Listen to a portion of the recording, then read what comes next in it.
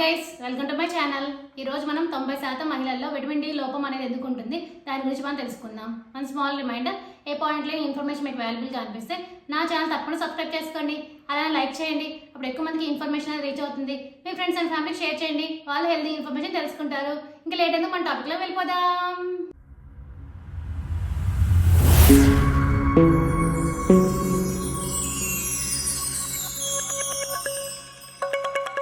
Calcium పేగుల్లో శోషణం చెందడానికి vitamin D అనేది చాలా అవసరం. తగినంత మోతాదులో ఈ విటమిన్ స్థాయి లేకపోతే కాల్షియం శోషణం చెందదు.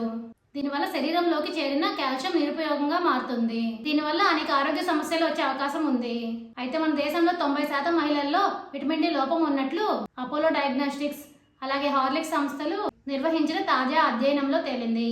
నగరాల్లో నివసించే మహిళల్లో 80% విటమిన్ డి లోపం ఉన్నట్లు ఆ సర్వేలో వెల్లడైంది. ఈ లోపం నుంచి బయటపడాలంటే మహిళలు, ముఖ్యంగా పట్టణ ప్రాంతాల్లో ఉండేవారు తప్పనిసరిగా ఉదయం 9 గంటల లోపు 20 నుంచి 30 నిమిషాల పాటు సూర్యాస్మి తమ శరీరంపై పడేలా చూసుకోవాలని సూచించారు.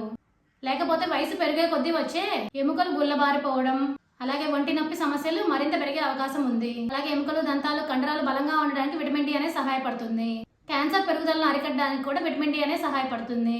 ఇన్ఫెక్షన్ నియంత్రణలో అలాగే గుండె జబ్బులు తగ్గించడంలో కూడా విటమిన్ డి అనేది సహాయపడుతుంది. మీ మానసిక స్థితిని మెరుగుపరచడానికి కూడా విటమిన్ డి అనేది సహాయపడుతుంది. ఇప్పుడు అర్థమైందా మీ అందరికీ విటమిన్ డి అనేది మహిళలకు ఎందుకు అవసరం అనేది? For more videos please like, share, subscribe my channel. Thank you for watching my video.